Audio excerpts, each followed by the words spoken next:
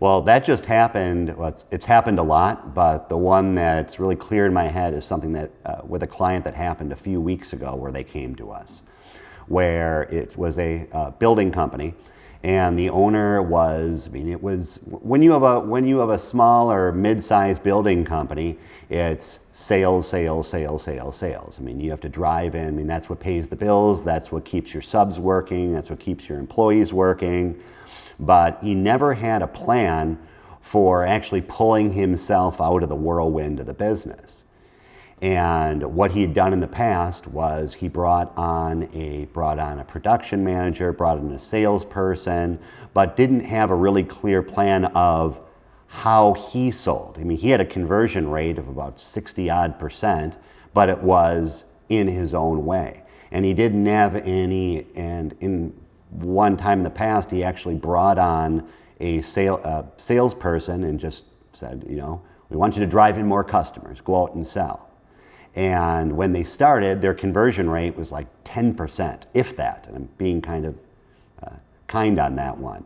But we had to sit down with him and draft out, how do you sell? What is the process? What does your positioning look like when you sit down with a sales qualified lead? Definition being they're in your target market, wherewithal to buy, and they're going to work with someone. So we have consistency in that process. And once he did that, we were able to get a consistent conversion rate, which backed up with a consistent lead flow.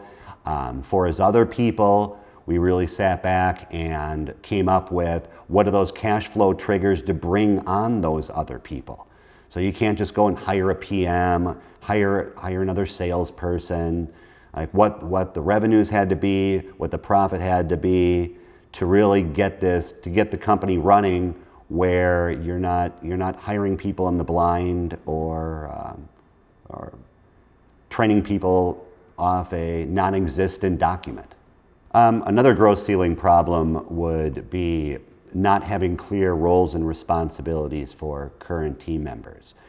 Because another challenge that we had with a client a couple years back is the client was really good, and this is a plumber, was really good at selling.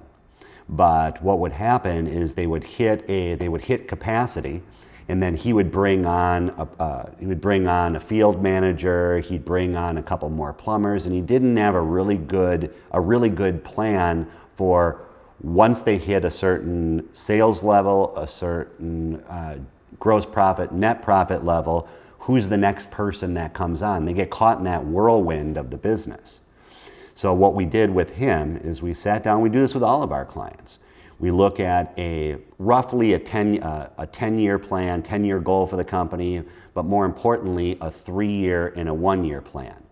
So once they hit a certain cash flow and revenue triggers, who is the first person that has to come on, who's the second person that has to come on, and then what are those roles and responsibilities that the owner had that he had to push off to different people in his company to have, call it clean and consistent gear shifts in the company, so he didn't get drawn into the whirlwind of the company.